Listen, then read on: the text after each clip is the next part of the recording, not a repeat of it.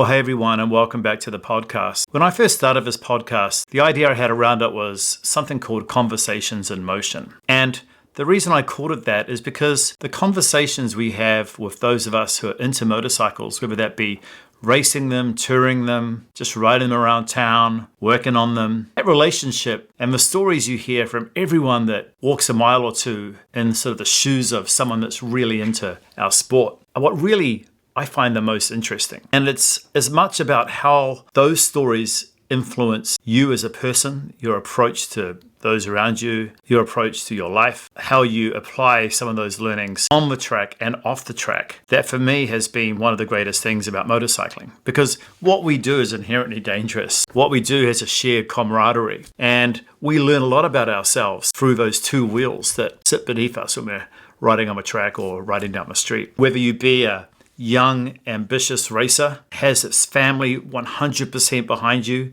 is willing to put everything on the line for you and your career. Kids like Cormac Buchanan, who's now racing in Moto 3, Kenzo Matsuhura, a US mini moto champion, Christian Daniels Jr., who is now in the Red Bull Rookies Cup, Rocco Landers, who came up through the California Superbike School as a student and is now a professional racer in Moto America.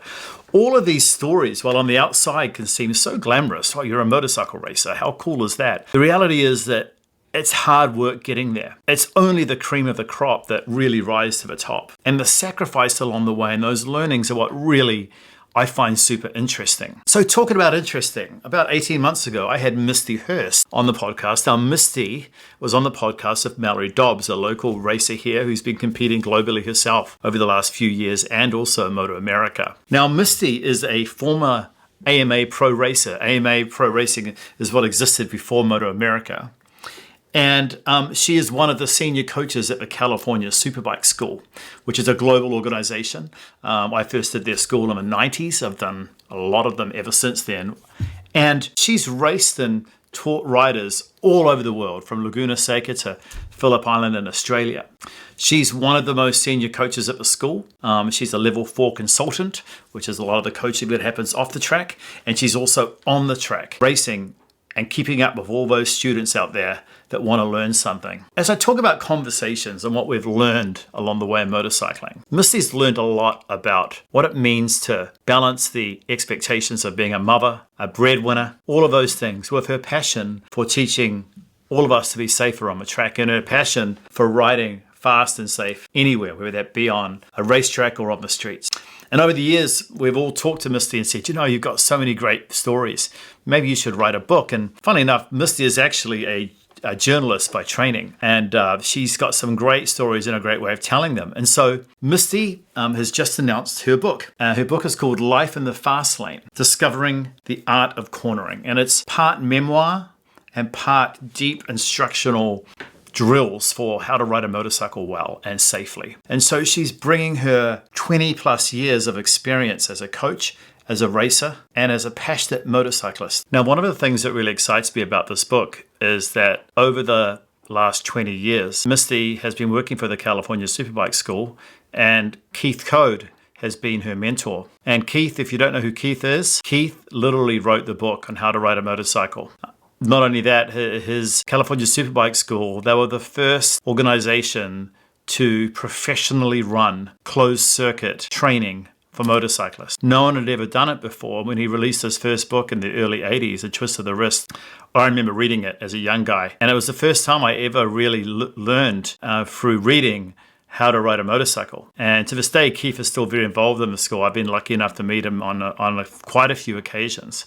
And Keith wrote the foreword to this book. In many ways, if you've ever wondered also, like, when's the next Twist of a Wrist book coming out? Well, I don't want to speak for Keith, but in many ways, this book is kind of like that, because Misti goes deep into many of the techniques that she's learnt from Keith and expands a little bit based on her own experience and point of view, while staying really, really solidly set in those core learnings. And so I think it's a real cherry on top that Keith has graciously put his name to this book and endorsed it for her.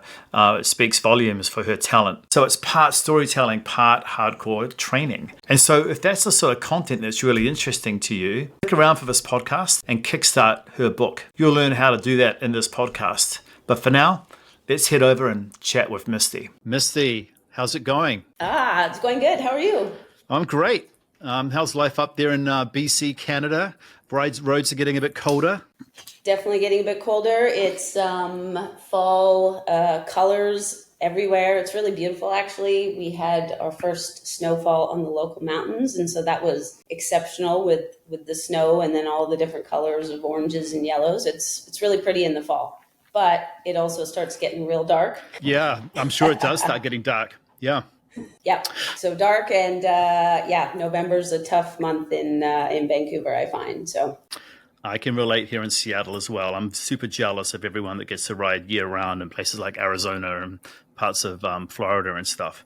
Well, hey, look, last time you and I chatted was with Mallory Dobbs. It was about 18 months ago. It was a while ago. And man, a lot happens in 18 months. And so we've got a lot to catch up on. But I mean, the first thing, of course, is, congrats on your announcement to launch your book, Life in a Fast Lane. I mean, I know you've raced AMA, which a lot of people don't know. You've coached around the world. You've raised kids. But this is your first book. What made you finally go for it now? Because you and I have talked a lot about your career, and I always said, you got to tell people about it. Clock's ticking. In a couple months, I have a really big birthday coming up. And before my birthdays, I typically go back and revisit my list of goals that I wrote way back when I was before my 20s, I think, like in my teens. I wrote this huge life goals list. And one of them is to write a book. And I started just thinking, I've been wanting to do this for a long time. I have a ton of content already. It was less so about actually writing the book and more about compiling a book, which then led to the discovery that there's a lot more than just one book already sort of available. So it's very exciting. Awesome. Yeah, I mean, I've always found you to be someone that sort of doesn't like talking about herself too much. You're super humble, even though you've had an amazing life in this sport and other sports as well, which we'll get to. But I also noticed that you're taking a pretty different approach, I suppose today in a world where there's just so much content, and some of the worst content does well. I mean, some of the most really interesting content that actually you kind of have to be a critical thinker to really enjoy and get into, actually makes you think, isn't like a 2-minute segue, is not as easily discoverable. And I noticed you've chosen Kickstarter as your publishing sort of platform and fundraising approach. So you're launching a whole campaign. What's the energy behind that? And help me understand that a little bit. So basically once I realized that I had enough material to actually deliver a product, and I had a couple people close to me, look through it and sort of give me that confidence boost that I needed to sort of say, yeah, you know what, this is stuff that people will find interesting, and I think you should go for it. Then came the hard part of researching and learning and understanding, okay, now what? How do you take a draft and create an actual physical copy of a book? And, there's traditional publishing and self-publishing. And do you upload it straight to Amazon? Do you print on demand? There's a million things. And I just had to go through sort of one by one all of the options. And I kind of landed on Kickstarter, I think, for a couple different reasons. But it seemed the most sort of the best option for having the most creative control, I think. And it's been a huge learning curve. It's not easy to put myself out there. All the details of the learning curve have been really tricky. Like, how do you even create a campaign? What are reward tiers? How does Kickstarter even work? How do I print the book once I get the funding? Like, it's all been very, very challenging to dissect. But I think I have a good understanding, and I think it's an exciting platform for creators to, get backing and financial support to make their products available then to those supporters that follow along on the journey. It's more the telling of the story than just, okay, finally, here's a book. you get to follow along and watch me figure it out step by step, I guess. Yeah, that's great, and I'm looking forward to getting into it. And I suppose you talk about sort of legacy, and you talk a little bit about a career. This pretty famous guy that I've met a few times that wrote a few books that some people might have heard of, a guy named Keith Code. And Keith, he said that Misti is one of the top writing coaches in the world. Now, this is a guy that's coached guys like Joe Roberts in Moto 2 and many other, professional level racers, guys like Rocco Landers and others. That's a pretty big endorsement to have from a guy that kind of wrote the book on coaching back in the 80s. He wrote a few. Tell me a little bit about that relationship, and I know that you've told me that you cherish Keith as a friend and mentor of it. Yeah, I mean, I think you just nailed it right there. Keith is first and foremost a friend and a mentor. I met him when I was 24 years old, and I was new into motorcycling, and I had literally no idea what I was doing and no idea who he was. And so from the get-go, he's just been Keith Code, and then my friend, and then a boss, and then my racing mentor. And we've gone through a lot of steps and a lot of growing together. At one point I was his coach. We had a day on track where he asked me to coach him, and so between the two of us, we've shared a lot of different roles in our relationship. And to now have an endorsement from someone that I really truly admire and look up to, and have learned literally everything I know about riding pretty much from him and the school and the opportunities that I've had since meeting him, I think just sort of says it all. He's been super supportive of this project right from the get-go. He's always been happy with me taking his riding technology and the drills and skills he's generated and created, and let me reword it and write about it and talk about it in a way that doesn't threaten his copyrighted information, but is still translating the tech that I value from the Superbike School into a just slightly different worded way of presenting it. And I think that's the value of this particular book, is that it's just written in a very different tone, in a different voice, and in a different way that delivers the same type of information in a different way. That's helpful. And now you are you're also, like, your day job as a journalist, right? So you know a thing or two about writing. Is before we get into a little bit more on the motorcycling stuff, like, writing a book versus writing articles or interviews, is it a big learning curve too? Well, that I think was one of the hardest things to deal with after I sort of put the book together. Was, I have this huge stack of articles, basically, like huge. I don't know if you can see all these. Folks on YouTube that are watching it will be able to see this, yeah. They'll be able to see it. So, there's all these articles, that I wrote years and years ago, just from, reference points and all sorts of different things that I've published in the past, hundreds of them, hundreds. And what I ended up doing was creating this big chart of all of the articles that I've written. And I'm not an organized person in general, so that's a big thing for me. And started just sort of categorizing them. And so then when I had the first draft of what I thought was a fairly finished, book, so I've got this, and I was like, wow, okay, cool, I have a book. Then I realized very quickly, it doesn't flow like a book, because it's just a ton of articles, and they're written in different structure and different ways. And so then it took a lot of effort to go back and sort of go, okay, wait, I've got to blend these two into a story. And then how do I bring in this relatable experience to tell, a story of how I use reference points, or, how can I just shape this into a more book format, a more story format that joins everything together? So definitely different than the articles. But the good thing is that most of the content is there already. I just have to figure out how to tell it in a relatable and way that follows a timeline, I guess. Yeah, no, we've got so much to unpack. I feel like this could almost be a couple of podcasts, and I know we're thinking about that too. Just getting back to Keith a little bit, I want to sort of get into the coach's element and the mindset of being a coach. But obviously, Keith is known for his exacting standards. He's got this massive book of drills. There's like hundreds of them. There might even be thousands. But like, what is the hardest lesson you had to learn from him?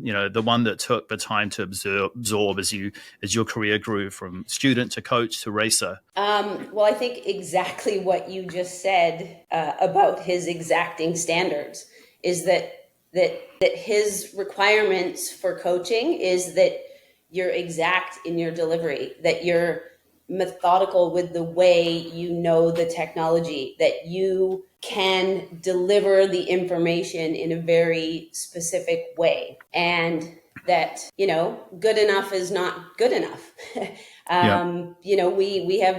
We have thick manuals, and we study, and we constantly work on and improve. And despite the fact that, I moved up fairly quickly in the ranking system there, and I'm a high-level coach within the organization, we're constantly improving our own coaching. And I think a lot of people don't really see that behind the scenes. We sometimes voice record what we say to our students and have peers and Keith himself listen to that. I mean, we used to practice coaching in big groups with Keith and Kobe, the chief ride instructor, sitting right there. And imagine what that's like as a new coach, trying to dummy coach Keith Code on his own tech. I mean, it took a long time and a lot of perseverance to get through those coaching stumbling blocks, and to really say, you know what, I can do this. This is hard,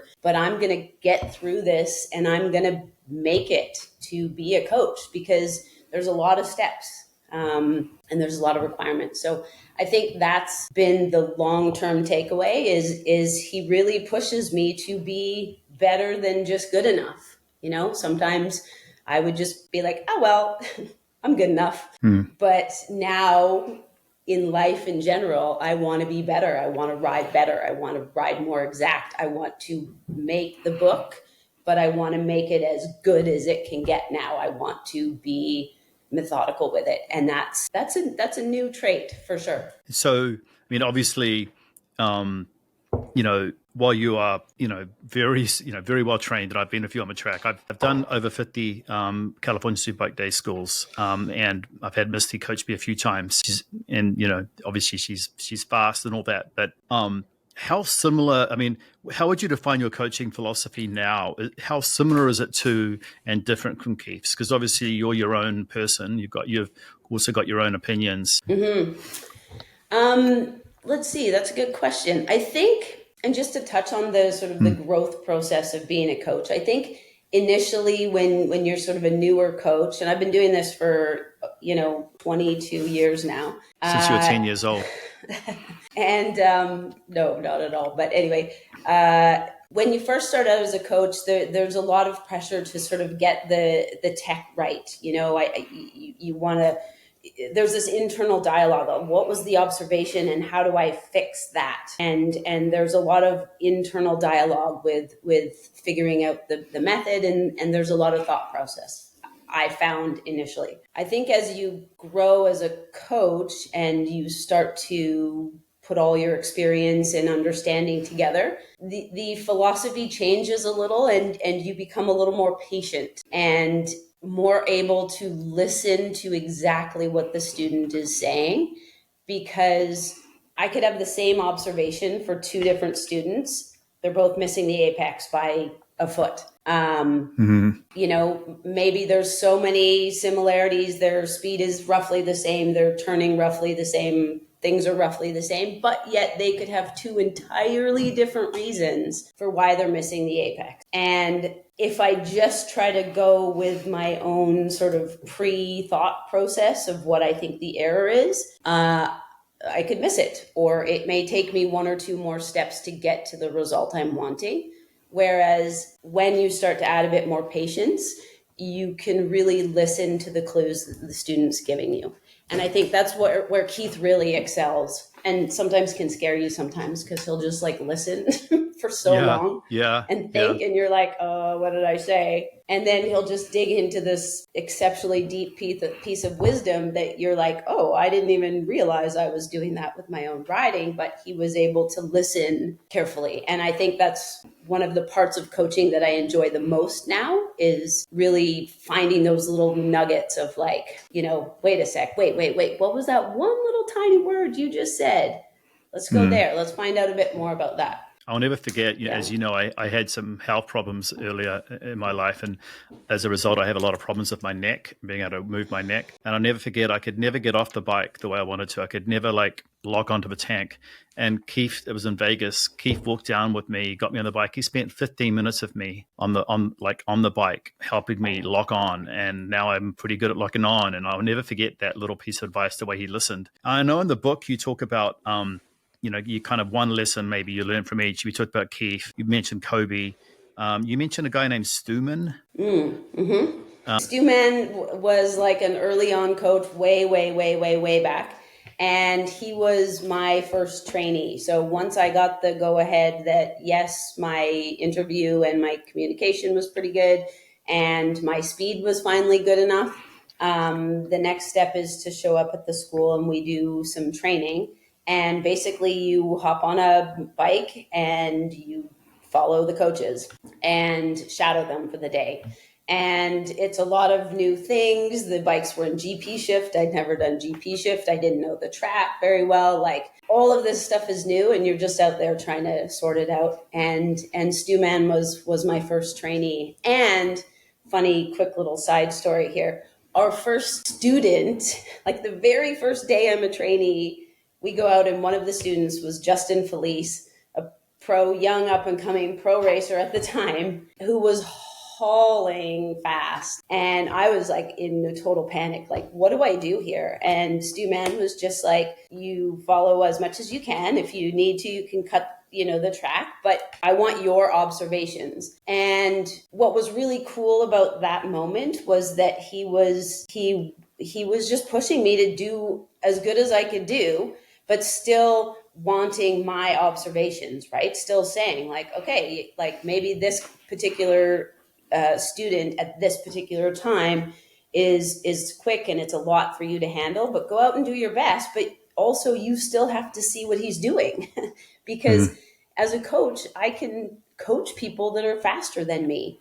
Just give me a corner or two and I can see and make very valid observations about what those students are doing. And so I think that was a very early indication and lesson from Stu Man right there was just sort of like, do your best. And if you can only follow them close behind for 2 or 3 corners, then that's what you do. And you use the observations that are correct because you're a good coach, right?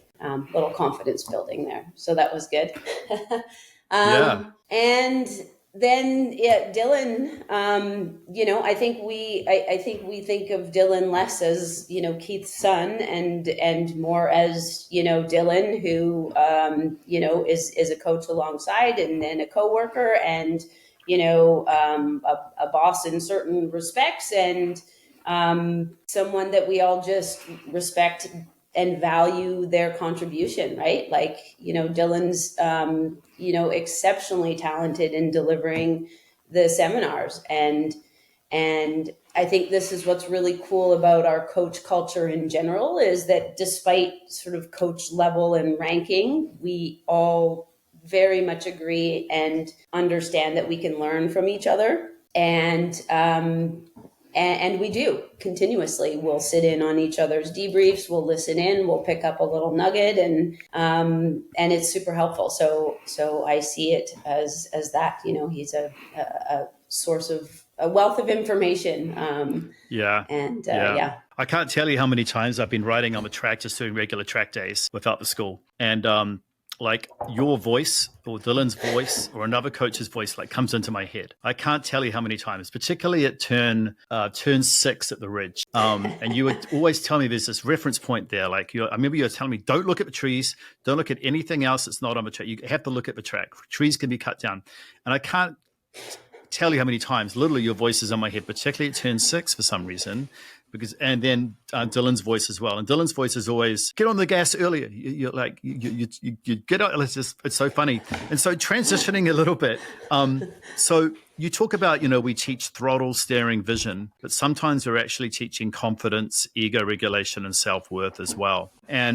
And so I want to drill into that with track coaching is kind of surgical. I've seen this. I know that, it seems to be that street coaching is survival. I don't know. I could be wrong. But like what shifts your delivery when you're coaching these two types? Because obviously all your coaching is done on the track, right? Mm-hmm. Do you separate the two when you're talking to students, or how do you think about street coaching, survival, track coaching, surgical? How do you think about the two? Yeah, I mean, I think it's definitely important to differentiate, where needed. I think in general, the skills that we teach and run through at the Superbike School, and you'll know this as well, they're applicable to either street or track either way, and the foundational aspects are the same. Where things differ, or where maybe I'll just give an example or an anecdote to someone who's saying, okay, well,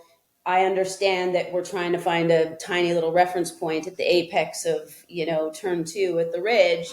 But how does that translate to real life on the on the street? That's where you'll say, okay, so we're not going to be as, like you said, surgical or exact with our visual skills the same way as you are on the track in terms of finding that exact apex point. But there's still visual specifics that you can take from that and then apply to the street. So for sure, the main focus is teaching the delivery of the skills. But if there's ever sort of confusion, or someone who just is only a street rider and has zero track experience, or someone who's track specific, I'll tailor it slightly, right? Like if I have a pro racer and, now I'm just going to say forget what you do on the street. This is where we're getting as exact as possible and really dial it in that way, or use race specific examples. But I wouldn't say that it affects really the delivery of how we coach the skills unless I'm just bringing in those sort of real world examples. Yeah, that's helpful because, the next section of the pod, I want to get into the book a little bit and all about that.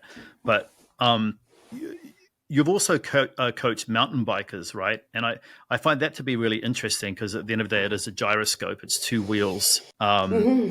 And often when I'm driving my car, I'm often thinking, okay, where's the turn point? Where's the exit? Every time I'm doing something that's in motion, I'm thinking about that. And so you've coached mountain bikers. Do you see something that I notice a lot of professional motorcyclists also compete in cycling too, which is interesting. Like Espargaro is racing professional cycling. Do you see, so what translates across sports in your point of view and what doesn't, just from your experience coaching different disciplines? Oh, I think tons of it translates. And I think that I think a lot of Keith's methods of breaking down specifics, especially in skills like visual skills, are where the translation is the most valid, right? So mountain biking, you're still going to work on those visual skills of, picking the next place you want to see, of not allowing your vision to tunnel down, getting rid of target fixation. There's still those survival reactions that crop up that translate, right? As soon as people get scared, which is typically triggered because of poor visual skills, then their outputs get choppy. And that happens on mountain bikes as well. They get stabby with the brakes. They are inconsistent with front and rear brakes. They're tense on the bars. So a lot of the skills and fundamentals translate. Thing that's a little tricky is the stuff that doesn't translate can get you into a lot of trouble sometimes.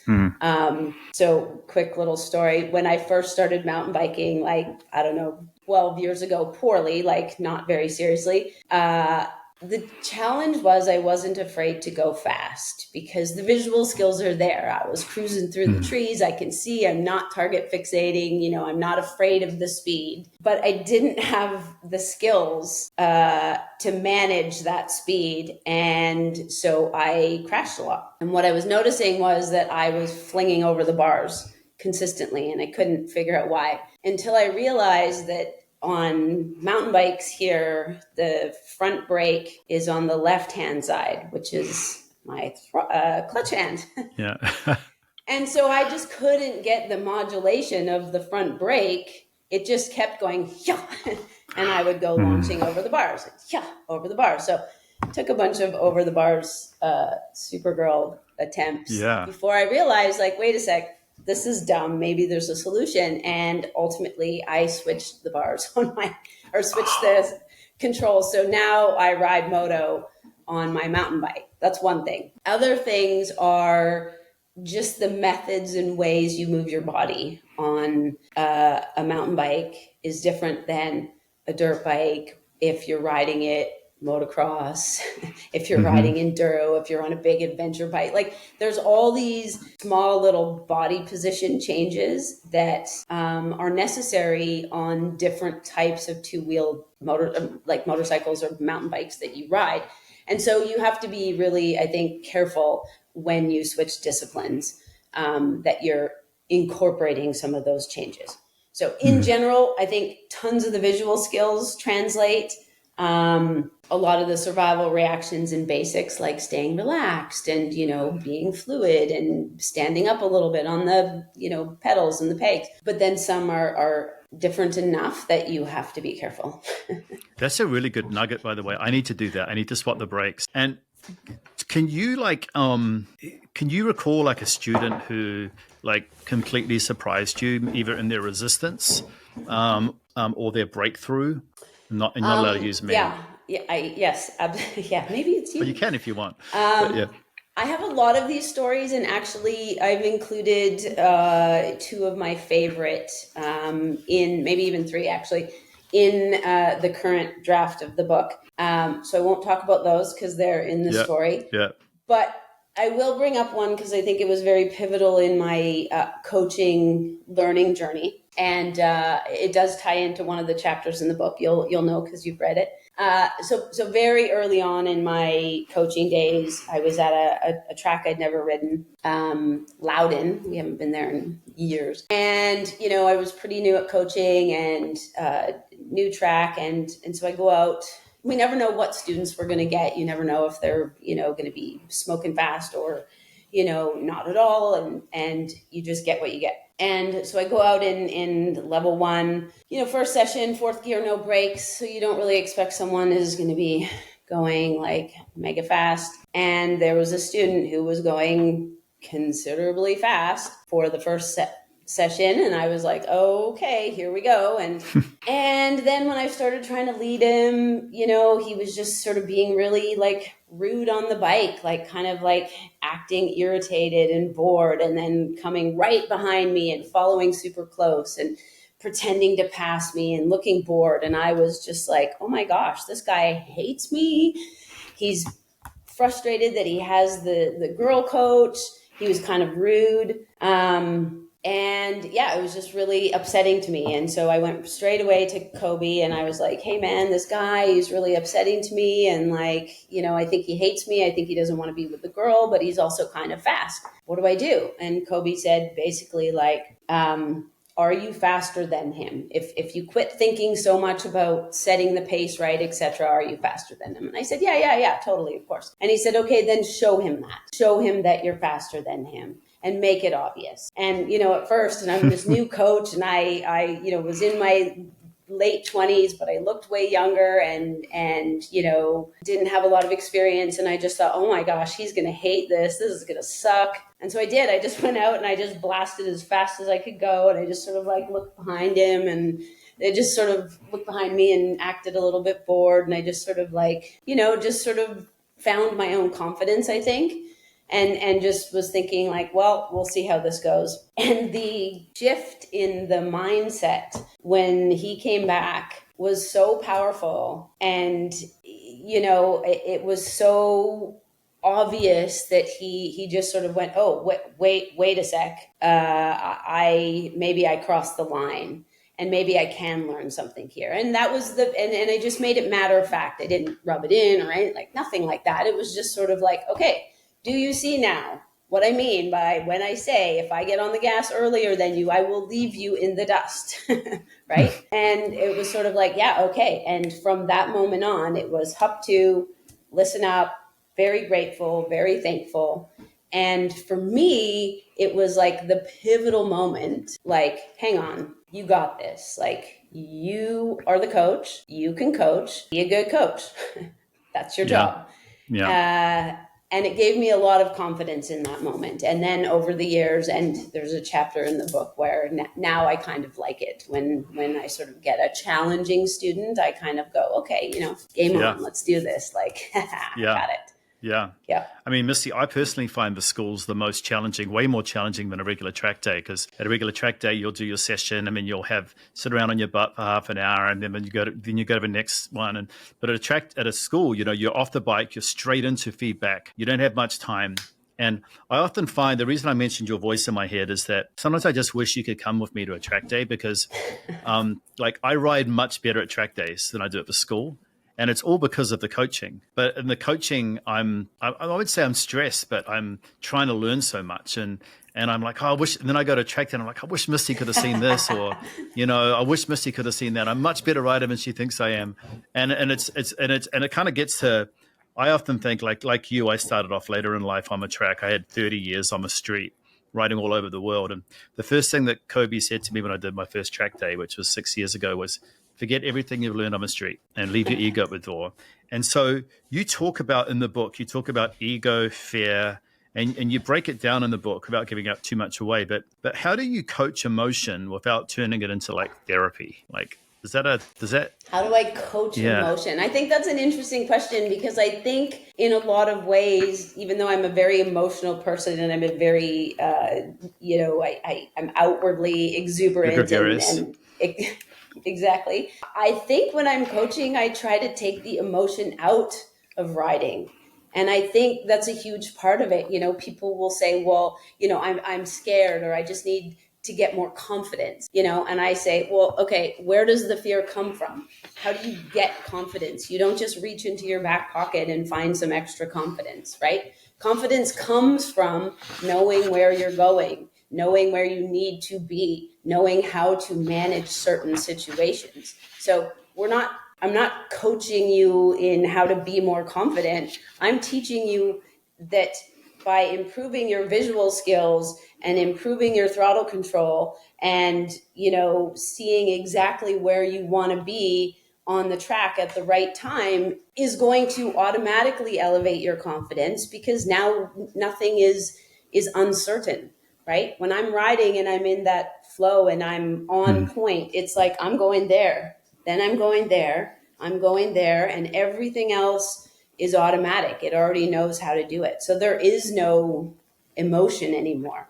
Then if fear comes into it, well, that's because something's changed. Your vision just shrunk down. Things are happening a little too quick for you now. And so, yeah, fascinating question, I think. Yeah, no, you answered it really well. And I really want people to hear what you just said, because I let me sort of translate a little bit too. Is one of the questions I asked you when I interviewed you with Mallory, and I asked, if you could go back and change everything again, would you start with coaching or just go out and try and learn it? And you said absolutely coaching. And so one of the things I found is, because of the way you coach, the way your system, the way you coach is, I'm riding A group now. I'm kind of like the old fat guy, like mid-pack A group. And when I started going pretty fast, all of the stuff I had learned would just come to me automatically.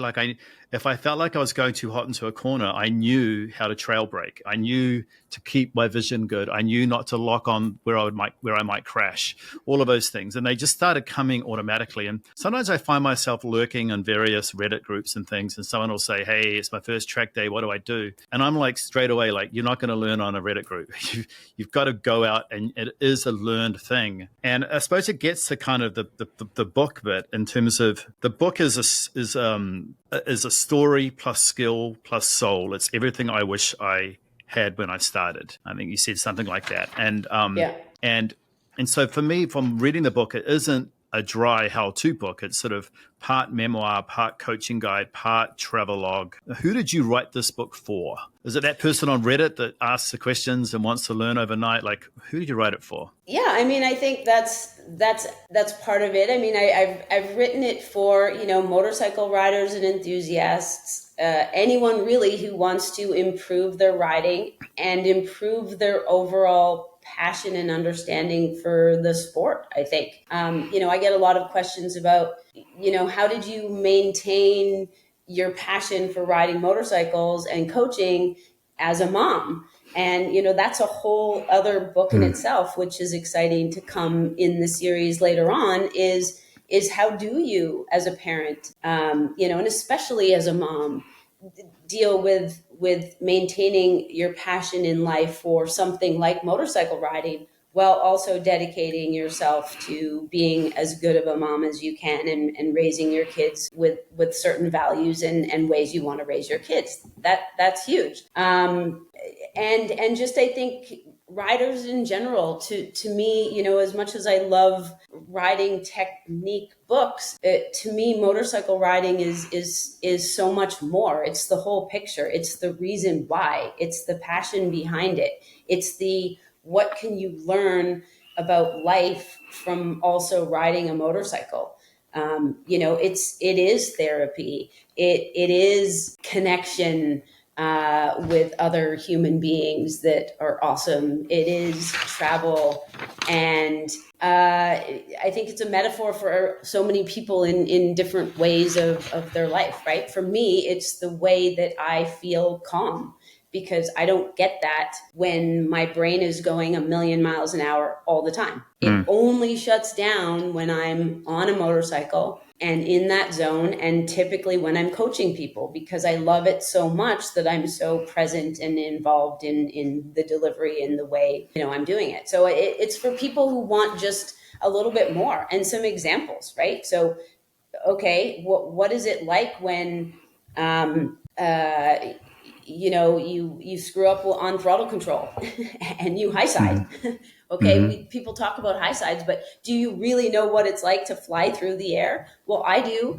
I know what it's like to do it multiple times. I know what it's like to do it in front of my dad at the first race that I make him come to watch. And, I know what it's like then to not high side after I've spent time learning and understanding the dynamics behind it.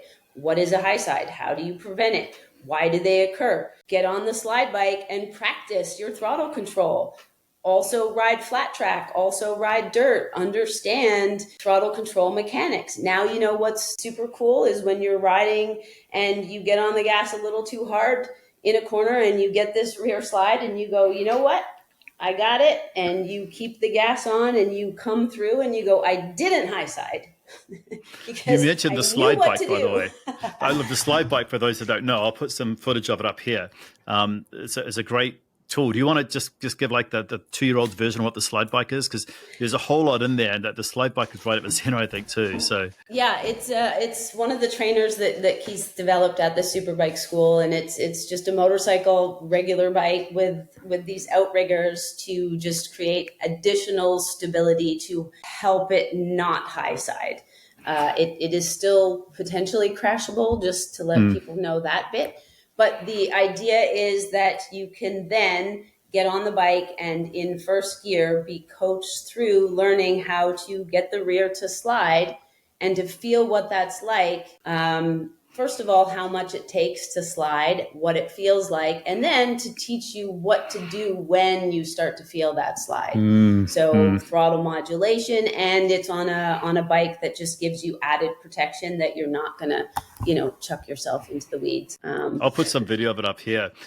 You talked about like not being surprised. And so one of the big surprises I had, which you'll probably laugh at, was two. First one was when my knee started dragging for the first time. The first time it happened, I was like, it scared me. I thought I was going to crash because I heard this noise. Oh, what's wrong? It was my knee was dragging. And one of the coaches said to me, yeah, that's because you're riding properly. I was like, I wasn't trying to. I think a lot of riders are like just trying to drag their knee and they kind of look silly.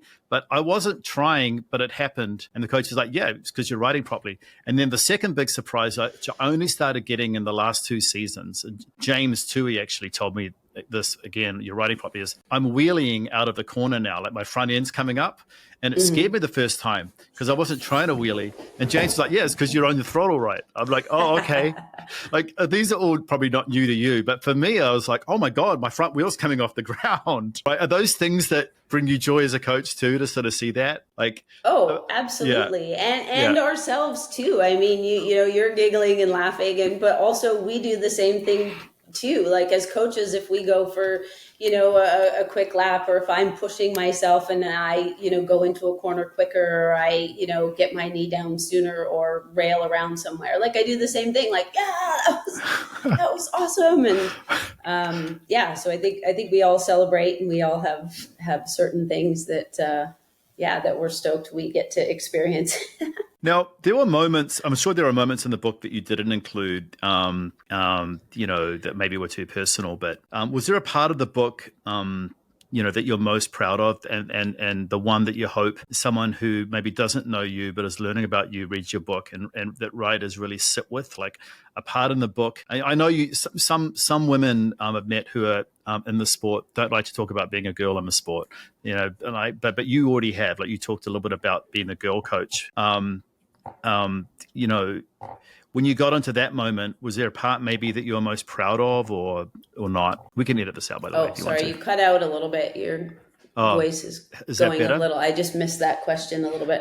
The question was, and I'll clean this up, is like, let's maybe ask a little bit better. One of the most honest chapters in the book is great. I got the girl coach, and you talked a bit about this earlier. How did you decide to get that raw in your writing? It's funny that you bring that chapter up, because I think that was the one I wasn't sure I was going to include or not. Okay. Just for that reason of wanting to make sure that it's not super, rah-rah by the book just because I'm the girl coach. No, that's not the point. It's never about that. But I think because there is, without me wanting there to be, some exclusivity and some uniqueness about being, a woman in this industry, and some of the things that maybe I have to deal with that are a little bit different, like the prejudices I might get right off the bat, the way people assume or look at me.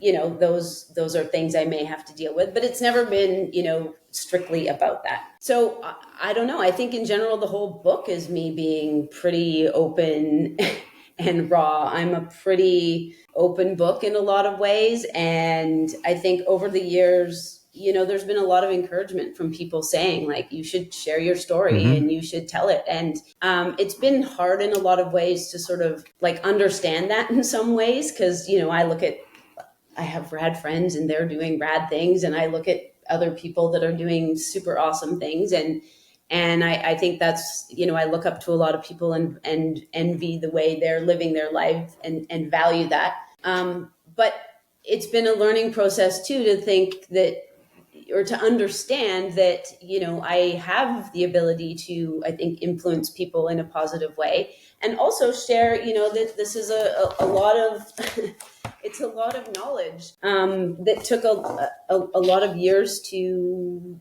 experience and learn from and distill, and from a very unique perspective. I was talking to Keith about this. Like, I think I'm the only person out there that has been, a student of the Superbike School, a sponsored AMA racer of the Superbike School, a long-term riding coach, a journalist, and now a mom who also just brought her son to the Superbike School. Yes, yes, you were so proud of him. You were so proud of him. That was so great. Yeah.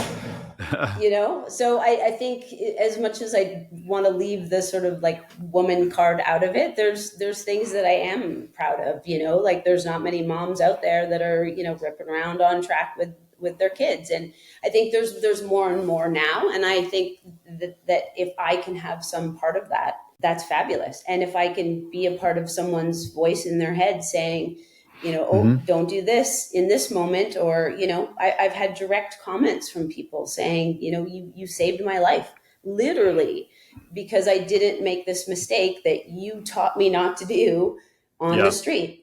Well, I think you undersell yourself. And just to sort of reiterate for viewers and listeners, before there was Moto America, there was AMA, which is national championship level, not club level, national championship level. And I've interviewed wonderful young up-and-coming riders like Kayla Yakhoff, who's doing super well as a woman, probably the best of any woman right now in Moto America. And I've interviewed others like Mallory Dobbs, who's raced in Moto America, but now she's raced in the World Supersport series, which I think you should race in, but we'll talk about that later. So just so folks who don't know, like there's really very few people that have done that. And I think you undersell yourself. And yeah, I'm a 50-something-year-old guy riding around on a track day, and you're in my head for sure, and I've really appreciated that.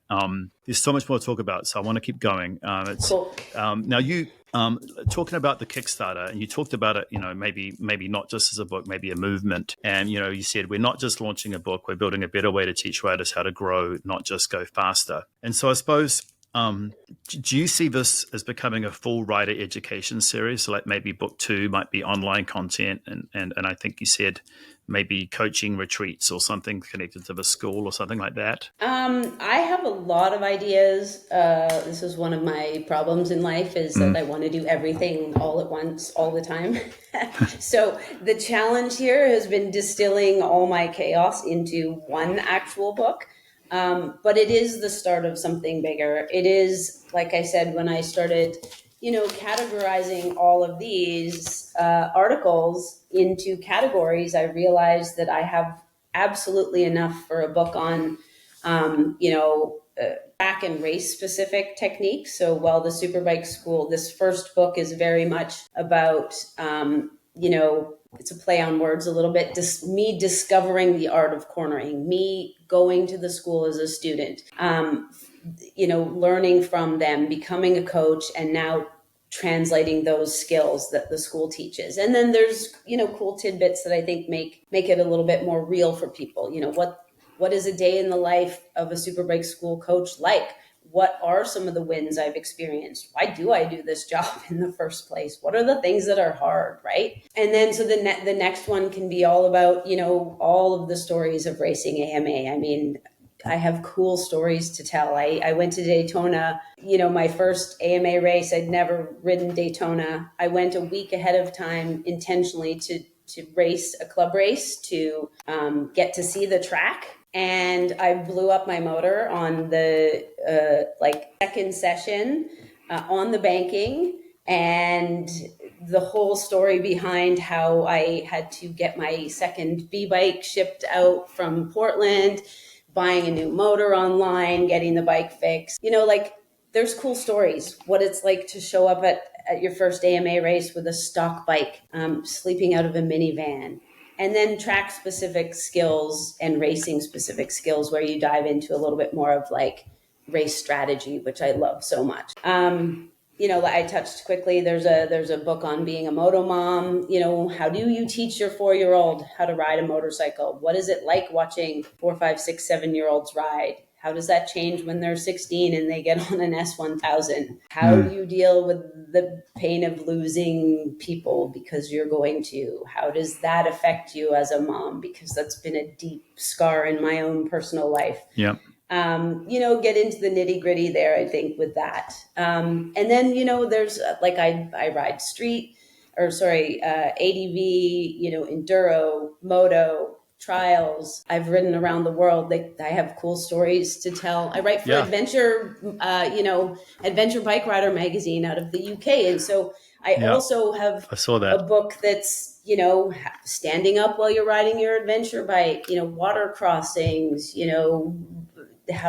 what gear you should wear. Like, the stories are endless, and I'm just at this point where I'm like almost exploding in my own head of like, gotta tell the stories, gotta get them out. Yeah, I think again, maybe for some of the for some viewers that maybe haven't been around as long as you and I, what I find is that sometimes those that yell the loudest get all the attention. The ones that don't yell as much but have so much depth don't. And there's a lot of really cool people producing content out there, and it amazes me that the folks that have done what you have done just aren't getting it out there. So it's really good to learn about the book more, and we're going to keep going. Now, you mentioned international, like you've coached in other parts of the world, and obviously tracks are different, all of that, but the cultures are also different, right? And so you're in India recently. I mean, you and I were texting about that. And a lot of parts of the world, like India, riding a motorcycle is a way of life. People ride them every day. It's not like a hobby like it is in other parts of the world, But what did you learn about those types of riders? And they grew up riding scooters, and they're probably pretty fast inherently, and they kind of know what two wheels are like. And you turn up at a track. So you turn up at these tracks, you've never ridden on them. You get given a bike from whatever, and you've got to go out there. So tell me, do you have a story there you could tell? My first year 2 years ago was exactly that. You show up in India, and if you've never been to India, it's like, you just get smacked in the face with like, nonstop just stimulation, cars and bikes and cows and smells and people everywhere. Like, it's just so overwhelming. And then, we have like a day to sort of get used to the climate. It's hot. You are meeting 12 other coaches from around the world, many of whom we've never met before or ridden with or coached with before. So there's, that getting to know your coworkers. And then there's, like you said, showing up at a track you've never been on bikes you've never ridden. And so I happened to jump on a Triumph. I think it was a street triple they gave me. I had never ridden it before. It's street shift, so not race shift. And I went out, and the first session I had a extremely fast student that is, multiple track day rider at that particular track on a highly built Ducati V4. And basically in session one, I was just pinned going down the straightaway, still trying to learn the track. And he's just pulling away from me, and the bike is hitting the rev limiter. And one of the fellow coaches, Ian, goes, I think we're going to have to switch you to the S1000. I was like, okay.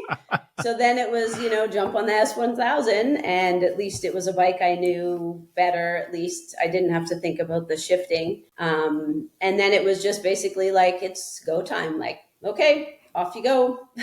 Step it up. Yeah. Figure it out, and it's go time. And then, then you're on track with coaches that you don't know, but it's almost seamless. You're dealing with, different course control, different things. Oh, and then there's little tidbits like this. You'll enjoy this. Don't go in the grass. If your student goes off track, don't go get them, because there's cobras. And then you see them crossing the track, and you're going like, okay, I hope I don't run off track. I don't want to go out there, because that's It's like Phillip Island, they're famous for hitting seagulls, in Australia. And there's a couple of nuggets in here, and it kind of gets a little bit back to the fundamentals of coaching that you talked about. So I'm a big fan of planning.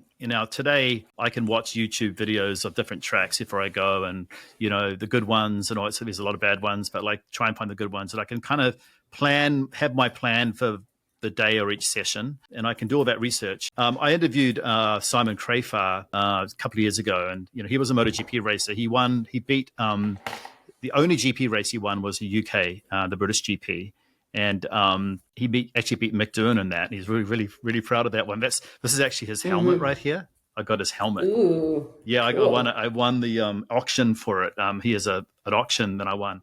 Anyway, he was saying, like, in those days, like, there was no YouTube. He said you had to rely on your coaching. He said we would turn up at a GP track that we'd never ridden on before, ever, and you get one practice session. I mean, you got to go. And so when you turn up at a track like the Indian track, do you lean more on those skills from the beginning? Obviously, you look at a track map, right? But like I don't. Okay, so you have to get on this track, and so what are the most important skills? Because I suppose on the street it's like that, because you ride on, maybe you go on a tour and you're on freeway or highways you've never been on. Like this, if you don't have any of that, what are the most important skills that you think you need when you get on a track that you've never been on before with no practice? Reference points. Absolutely. Okay.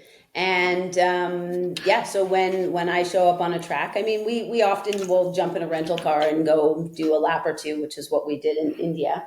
But I mean, that's it. And then it's different perspective slightly. But, we can learn tracks we have to in that first session, like immediately. And so, it just really starts with picking out those reference points. And usually I'll start with, where do I want to be at the apex? And then fine tuning it from there. And by the end of that session, like we all have a pretty darn good idea of the line.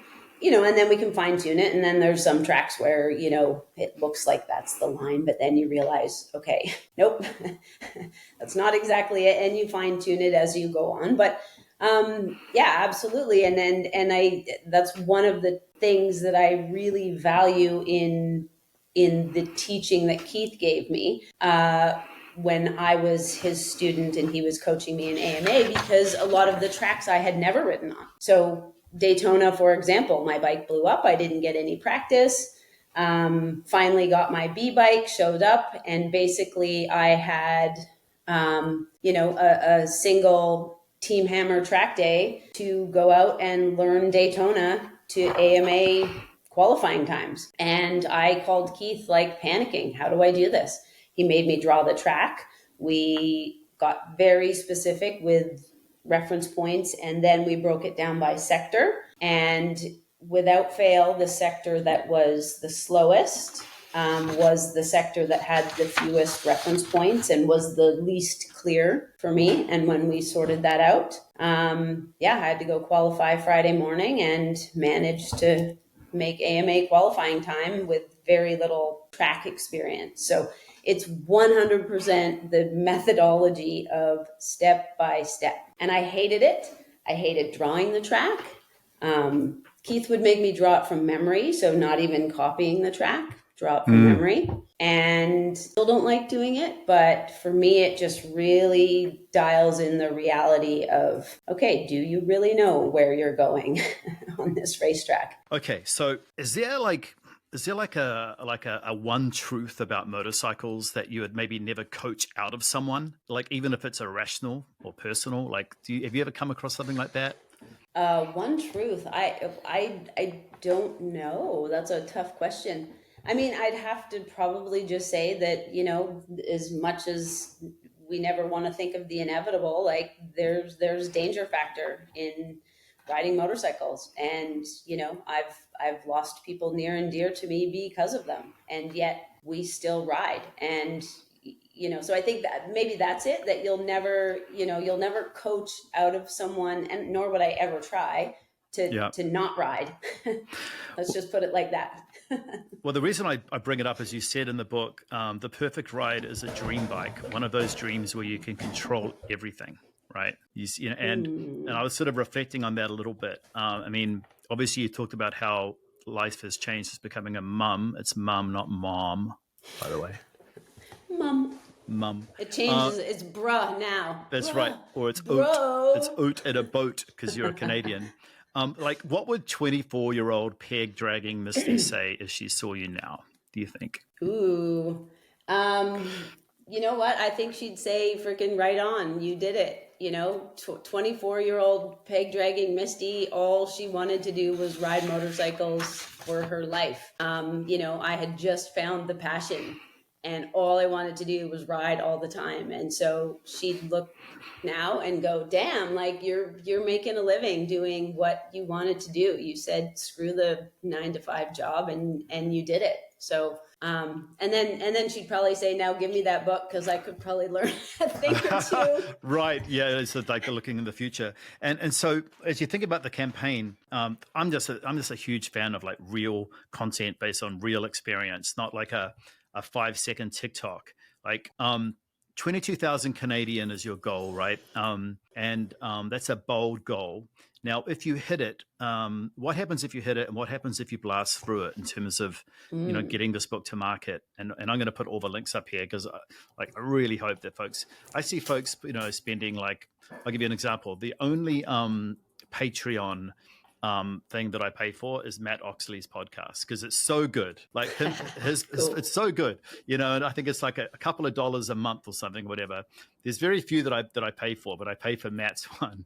Matt's been on the podcast as well. But what happens if you hit it, and what happens if you blow past it? So basically Kickstarter is an all or nothing crowdfunding platform. And the reason behind that is that they want to make sure that that you deliver the product you're promising to deliver.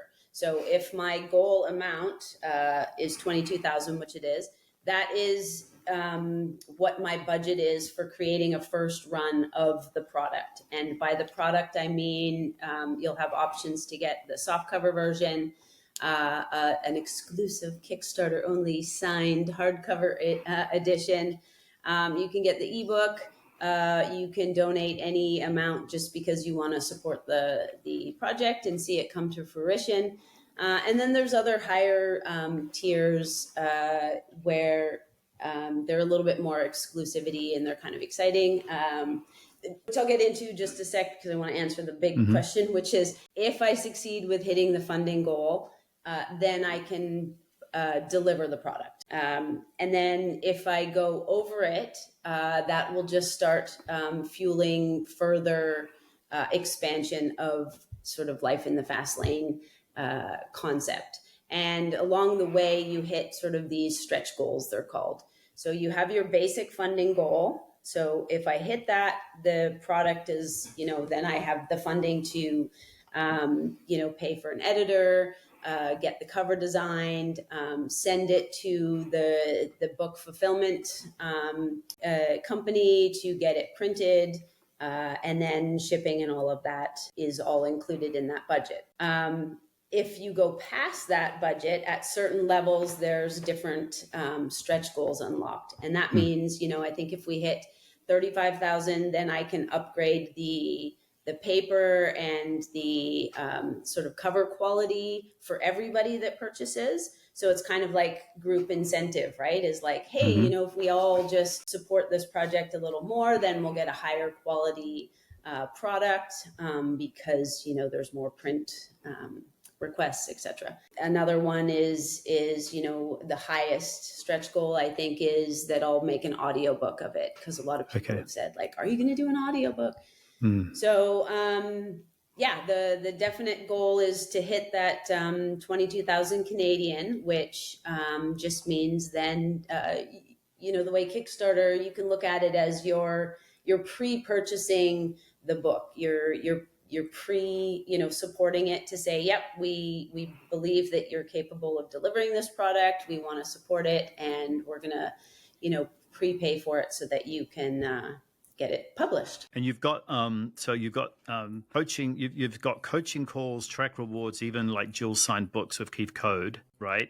That's cool, and that's all detailed on your site. Do you want to just plug those things a little bit as well? Sure. So basically, right now we've got a Kickstarter pre-launch page up, which the ideal scenario here is that you'll click notify me on the pre-launch page. That way, on launch day, which is November 11th, then everyone who's clicked notify me will get an automatic message saying, okay, the campaign is live and now you can contribute. And from there, you just look on the different rewards levels. You can donate as little as $1 just because you want to support the project, or you can go through the different tiers. I've mentioned a few of them. There's going to be an ebook version for $15. There's going to be a dual hardcover signed by both me and Keith. So this is pretty cool. It's going to be limited in quantity, to the first 150 backers. So for people that are interested in sort of the only dual signed version available, that's kind of a cool one to jump on. And then there's a couple other tiers that are fun. There's a $125 Ride the Dream slot where $25 of that will go into a fund that I'm creating for a youth development program. So that then I can select a youth or run a big program for a bunch of kids to give them the skills earlier on. So that's kind of like a kindness tier. And that also gets you into a thank you opportunity for a day at the Superbike School. So basically, whoever backs that one, at the end, there'll be one person will have the opportunity to go to a Superbike school, no charge. So that one's cool. Kind of very exciting. And then, there's you were talking earlier about how you wanted to do a track day with me. Well, guess what? There's an option for that. A tier where you can do a track day with me, and if you didn't want the actual coaching, or we could design it for coaching less intensive in a certain way. That's an option. And then there's also a super fun option. It's the highest tier option. So kind of good for, someone who's keen to support at that level of a $5,000 contribution. So potential sponsorship sort of support. But it's a creative tier where they can suggest a chapter in the book, and we can sort of come up with it together, and I'll write an exclusive chapter based on that person's suggestion. So, could be a student of mine that has a cool story that they want to share, could be, a request to write a chapter on something that maybe I haven't covered yet before. So that's kind of a fun way for backers to sort of get involved a little bit as well. And then there'll be, there'll be a supporter page on my new website, which I'm super proud of having designed and created all by myself, which is not visible fully to the public yet, but it will be. And there'll be a thank you page, and then updates just for all backers throughout the whole campaign on, where we're at with the funding, what stretch goals have been unlocked along the way, what that means for me, and some real life examples of what it's like to try to go through this whole process, because that's a big learning yes, yeah, process as well. To be perfectly candid and honest, like I cried the entire day after I sent it out that this was what I was going to do, publish this book, because it just felt so like raw and real that like, oh my gosh, I just said now to the public that I'm going to do this. I'm committed now. So I just sort of cried with like the emotion of it all. But then I started getting just lovely comments from friends and previous students and supporters. And like, then I cried because I was like, oh my God, people are so nice and I have such good friends and I'm so lucky. And it's been quite the emotional roller coaster and process of like learning all about book publication, printing stuff, quotes, paper quality. Yeah, sure. Designing websites, branding colors, logos, chapters, ISBN numbers. Like my brain is exploding, but it's very cool. No, well, it's great. And as you know, I don't do this podcast. I do for fun. It's not. I don't have sponsors and adverts and that stuff. I really just like to get people's stories out there. And what I've learned is that stories like some of the younger racers that are up and coming, like Kenzei Matsuhira, for example, who's been a student and sponsored by the school, and he rode with me at the Ridge actually. Or young up-and-comers like Kayla or Cormac Buchanan, who's a New Zealander now. He's racing in Moto 3 this year. And I hear about their stories and how much work and sacrifice and money it takes. Even at the Moto 3 level where Cormac's at, it's still really expensive. They don't get paid a whole lot of money. It's a real grind. And I think people don't quite realize that. They see this glamorous job. And the fact that you're investing in kids too, I think is a really good thing, because I feel like the American talent since the Wayne Rainey days has kind of dropped off. Like you're just not seeing Americans winning at the world level anymore. And there's all this, I don't know why, but that's a whole nother discussion. So quick fire. Quick fire. Quick fire. Most underrated skill riders should master.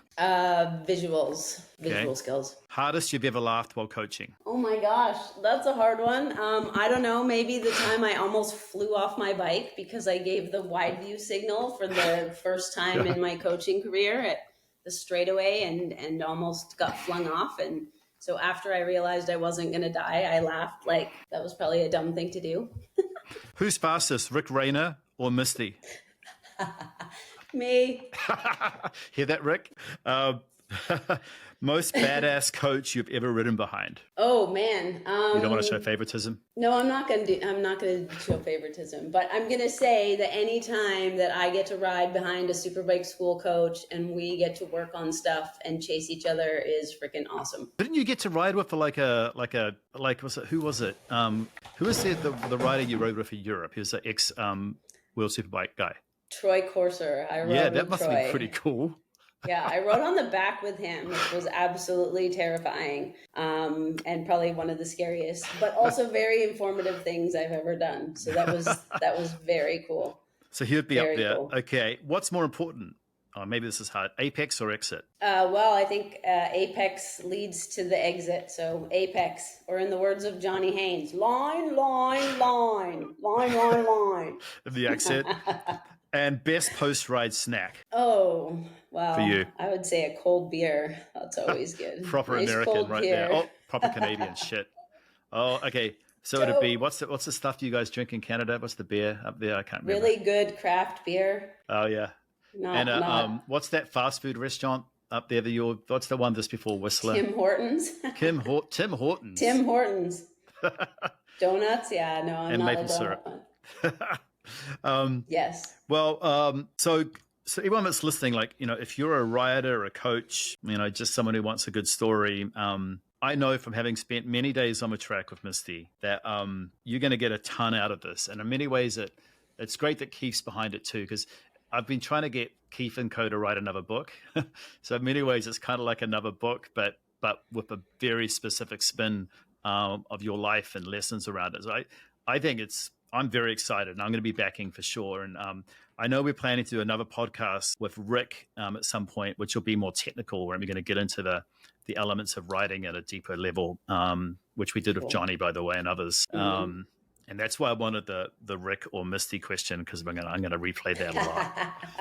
It'll be like, yeah, it's right. Dang it. Hey, well, Misty, it's been an absolute pleasure. I'm really proud of you, and I'm really happy to see you getting your story out there. So thank you. Well, thank you. I appreciate it. You've been a huge supporter and there from the start, and really like someone that I've leaned on to, help get me through this whole process. So I appreciate the support as well. So thank you very much. No, it's my pleasure. Well, I really enjoyed that discussion of Misty, and I hope you guys all did as well. The best way to support Misty is to go to her Kickstarter campaign, and there's a little tag here that you can scan with your phone and go straight there, or to the URL there on the screen. We would love feedback on the podcast. What are you enjoying about the content? What aren't you enjoying about the content? Really eager to keep producing really cool stuff for you all. And as I've said a few times, this is not my day job. I do it for fun. I really enjoy bringing the content to you all. If you could write some reviews, that would really help. If you could share it with all your friends, that would really help as well. So like, subscribe, all that fun stuff. And yeah, let's get behind Misty. It's a great effort. She's got a great story. Thanks, everyone, and we'll see you at the next podcast.